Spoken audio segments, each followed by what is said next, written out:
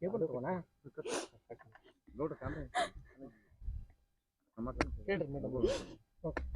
Sir ನನ್ನ ಮಗ ಮಾಡಿರೋ ತಪ್ಪಿಗೆ ನಾನು ಕರ್ನಾಟಕದ ಸಮಸ್ತ ಜನರಿಗೆ ನನ್ನ ಕೈ ಮುಗಿದು ಕೇಳ್ಕೊಂಡ್ಸಿರಿ ಸರ್. ನನ್ನನ್ನು ಕ್ಷಮಾ ಮಾಡ್ರಿ. ನನ್ನ ಮಗ ಮಾಡಿದ ತಪ್ಪಿಗೆ ನಾನು ಇಡೀ ಕರ್ನಾಟಕದ ಜನತೆಗೆ ನಾನು ಕ್ಷಮೆ ಕೇಳ್ತೀನಿ.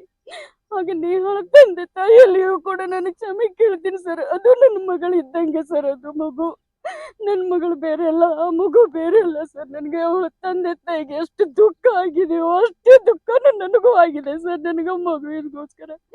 ಬಟ್ ನನ್ನ ಮಗ ಮಾಡಿರೋ ತಪ್ಪೇ ಸರ್. ಯಾವ ಮಕ್ಕಳಾದ್ರೂ ತಪ್ಪು ಮಾಡಿದ್ರೆ ಅದು ತಪ್ಪೇ ಸರ್. ಈ ನೆಲದ ಕಾನೂನು ಏನ್ ಹೇಳುತ್ತೋ ಆ ಒಂದು ಕಾನೂನಿನ ಪ್ರಕಾರ ಅವನಿಗೆ, ನನ್ನ ಮಗನಿಗೆ ಮಾಡಿದ ತಪ್ಪಿಗೆ ಅವ್ನಿಗೆ ಏನ್ ಶಿಕ್ಷೆ ಆಗ್ಬೇಕು ಶಿಕ್ಷೆ ಆಗ್ಲಿ ಸರ್. ಅವನಿಗೆ ಒಬ್ರು ಬಹಳ ಪ್ರೀತಿಸ್ತಿದ್ರು ಸರ್. ಅವರು ನನಗೆ 1 ಇಯರ್ ಬ್ಯಾಕ್ ಗೊತ್ತಿತ್ತು ಸರ್. ಅದು ಹೆಂಗೆ ಅಂತಂದ್ರೆ ಅವನು ಯೂನಿವರ್ಸಿಟಿ ಬ್ಲೂ ಆದ ಸರ್. ಅಲ್ಲಿವರೆಗೂ ಅವನು ಕಾಲೇಜ್ನಲ್ಲಿ ಯಾವ ಹುಡುಗಿ ಸಹವಾಸದೊಂದಿಗೂ ಅವ್ನು ಇರಲಿಲ್ಲ ಸರ್. ಅವ್ನ ಫ್ರೆಂಡ್ಸ್ ಜೊತೆ ಆಯ್ತು ಅಷ್ಟೇ ಇರ್ತಿದ್ದ. ಅವ್ನು ಯೂನಿವರ್ಸಿಟಿ ಬ್ಲೂ ಆದಮೇಲೆ ಕ್ಯಾಂಟೀನಲ್ಲಿ ಕೂತಾಗ ಆ ಮಗು ನೇಹ ಬಂದು ಅವಳಾಗಿ ಅವನ ಒಂದು ಫೋನ್ ನಂಬರ್ ತಗೊಂಡು ಆಮೇಲೆ ಅವನ ಜೊತೆ ಕಾಂಟ್ಯಾಕ್ಟಲ್ಲಿ ಉಳ್ಕೊಂಡ್ಲು ಸರ್.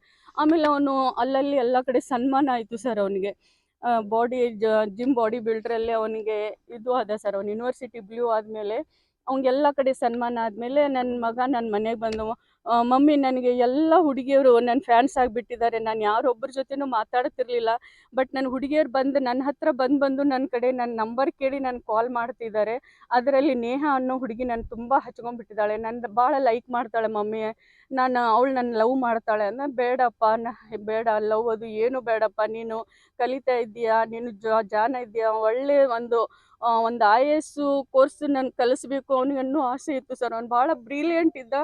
ಬಟ್ ಅವನು ಒಂದು ಜಾಣತನಕ್ಕೆ ಅವನು ಪ್ರತಿ ವರ್ಷ ಅವನು LKG UKGಲಿಂದ ಹಿಡಿದು ಅವನು 90 ಅಬೌವ್ ರಿಸಲ್ಟ್ ಸರ್. ಅವನು 90 ಅಬೌವ್ ರಿಸಲ್ಟು. ಅವನು ಬ್ರಿಲಿಯಂಟ್ ಇದ್ದಿದ್ದಕ್ಕೆ ಅವನಿಗೆ ನಾನು IAS ಆಫೀಸರ್ ಮಾಡಬೇಕು ಅನ್ನುವಂಥ ಕನಸು ಕಂಡಿದ್ದೆ.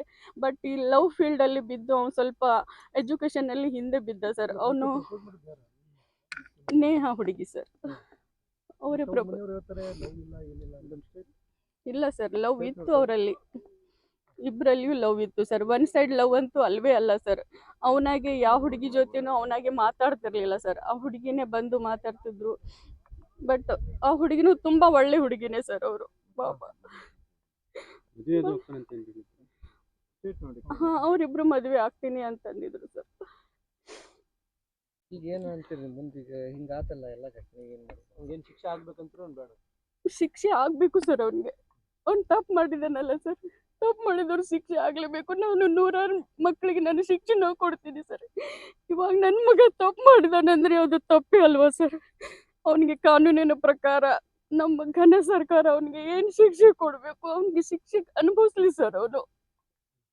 ಬಟ್ ನಾವು ಶಿಕ್ಷಕಿ ಆಗಿ ನನ್ನ ಮಗ ಮಾಡಿರೋ ತಪ್ಪಿನಿಂದ ನಾನು ತಲೆ ತಗ್ಸುವಂತಾಗಿದೆ. ಇಡೀ ನನ್ನ ಕರ್ನಾಟಕದ ಜನತೆ ನನ್ನನ್ನು ಕ್ಷಮಿಸಬೇಕು. ನನ್ನ ಮಗ ಮಾಡಿರೋ ತಪ್ಪಿನಿಂದ ನಾನು ಇಡೀ ಜನತೆಯಲ್ಲಿ ನಾನು ಕೈ ಮುಗಿದು ಕೇಳ್ಕೊಳ್ತೀನಿ ಸರ್, ನನ್ನನ್ನು ಕ್ಷಮೆ ಮಾಡ್ರಿ ಅಂತ.